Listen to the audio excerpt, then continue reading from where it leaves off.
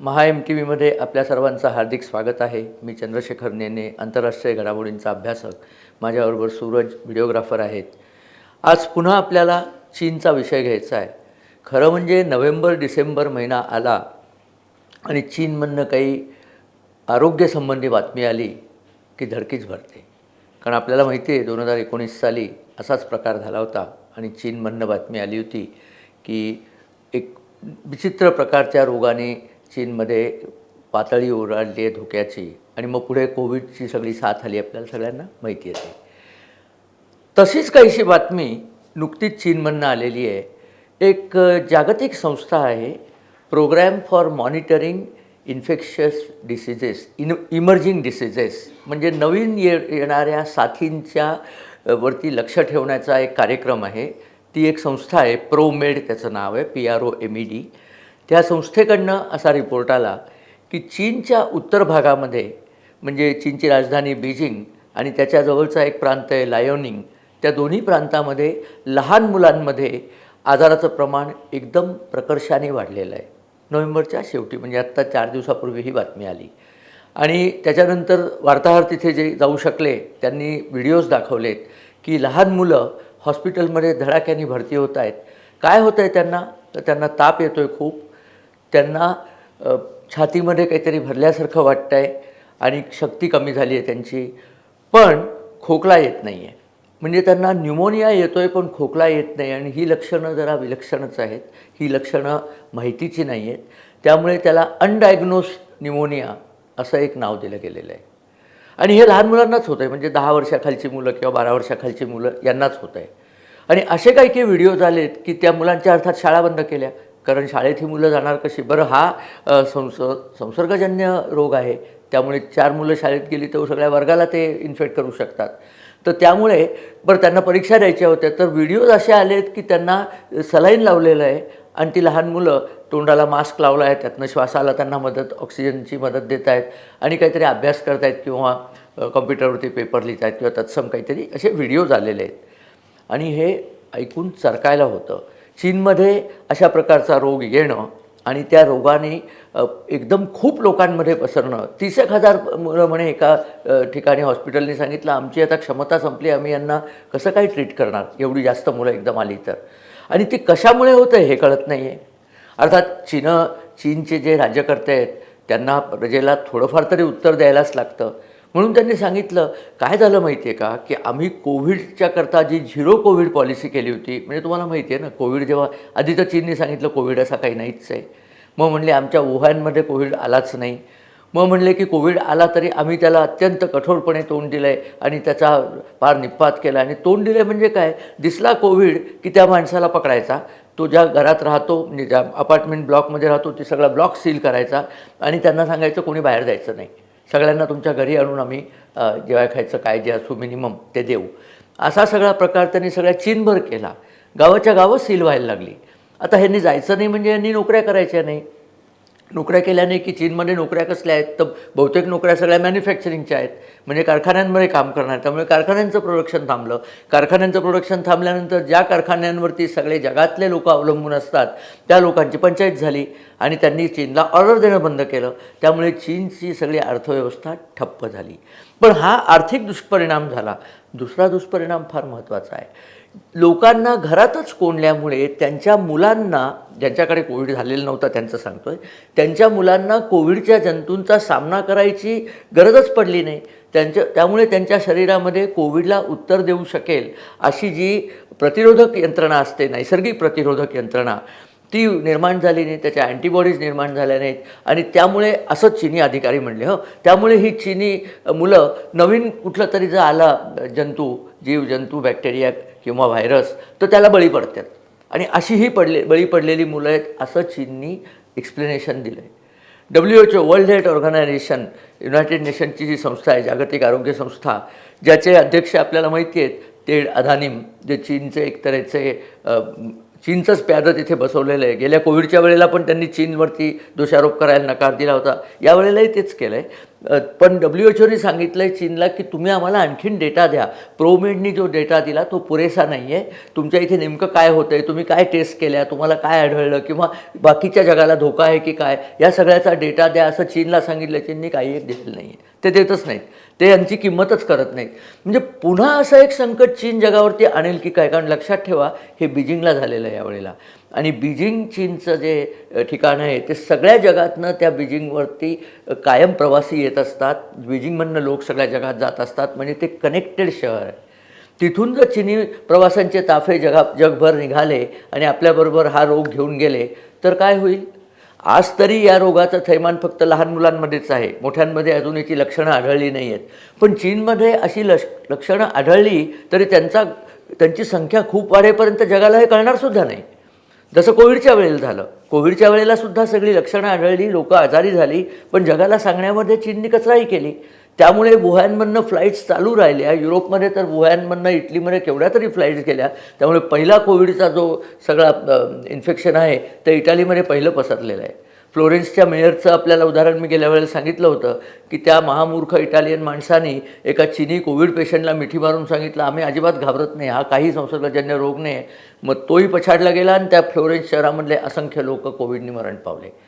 असलं काही संकट पुन्हा येईल की काय अशी एक भीती आता जगाला, आणि त्या भीतीने सबंध आशिया खंडामधले स्टॉक मार्केट्स खाली गेलेत. त्या भीतीच्याच खाली आधीच मुळात चीनमध्ये जे परदेशी गुंतवणूक येत होती त्या गुंतवणूक कपात झालेली आहे. यावर्षी मी गेल्या व्हिडिओत सांगितलं होतं की चीनमधली परदेशी गुंतवणूक कमी झालेली आहे. 2023मध्ये जी काही परदेशी गुंतवणूक आली होती त्यातली 75% पुन्हा काढून घेतलेली आहे.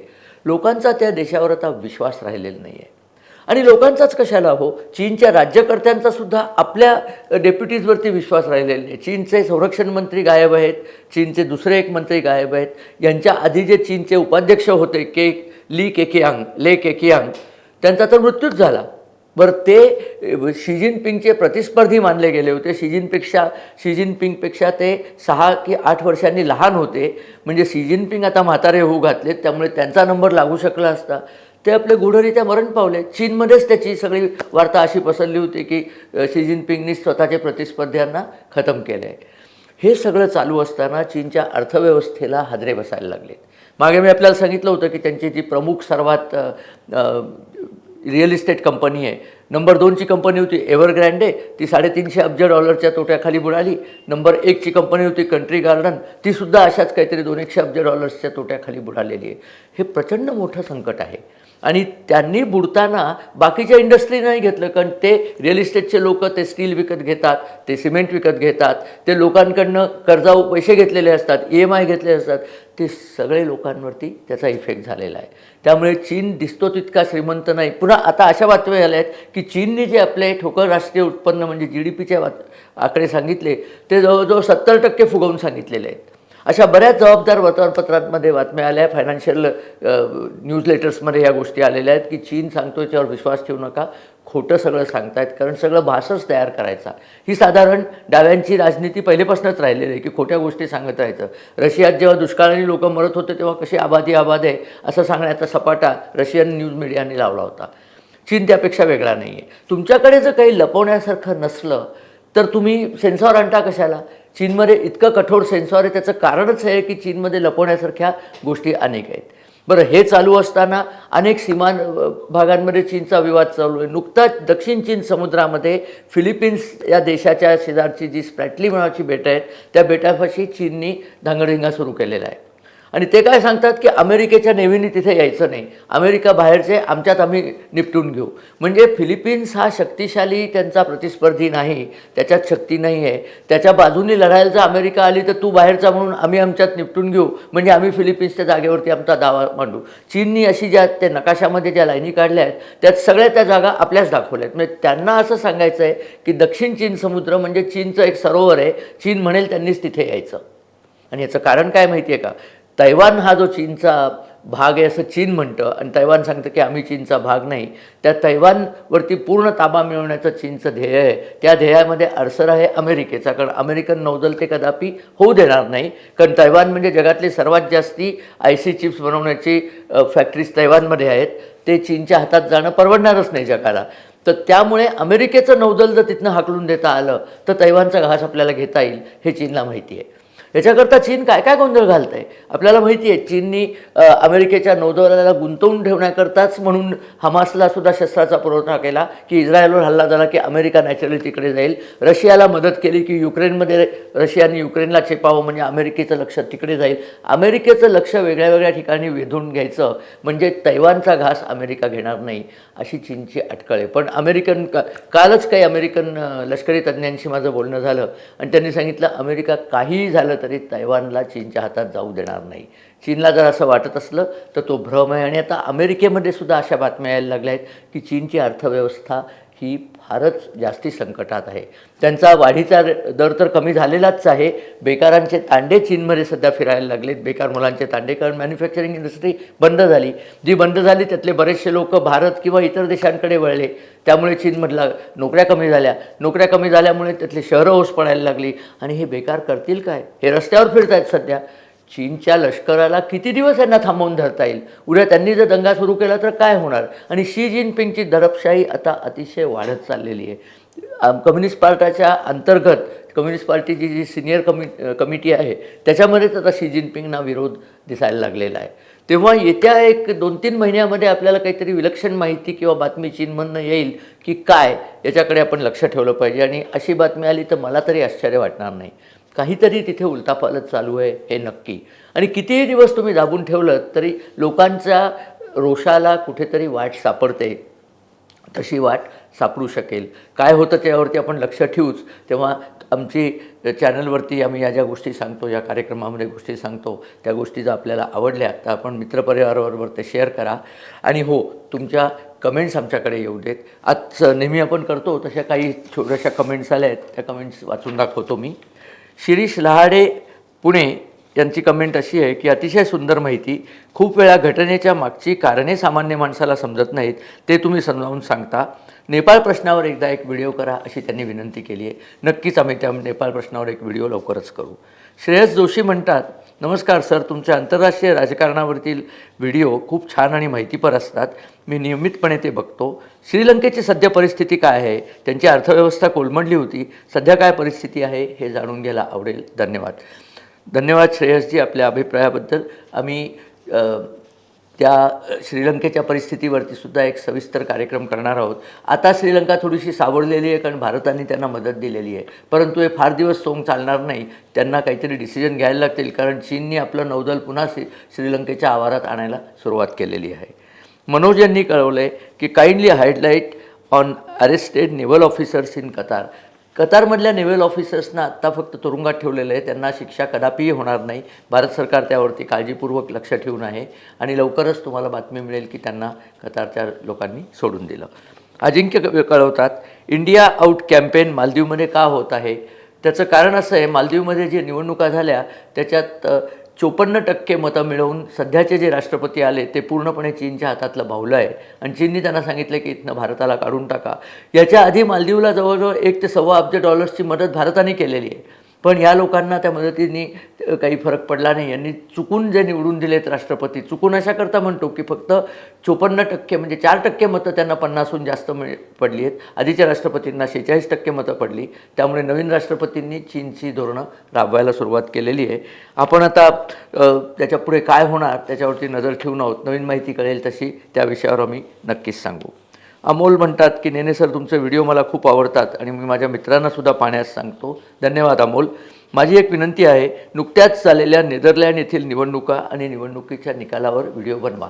आम्ही त्याच्यावरती व्हिडिओ लवकरच म्हणजे कदाचित उद्यापर्यंतच बनवू. नेदरलँडमध्ये अभूतपूर्व गोष्ट झाली आहे. गिर्ट वाइल्डर्स या नावाचा त्यांचा एक अति उजवा नेता यावेळेला निवडून आलेला आहे. पार्लमेंटमध्ये त्याला जवळजवळ 37 सीट मिळालेल्या आहेत 60 जणांच्या पार्लमेंटमध्ये.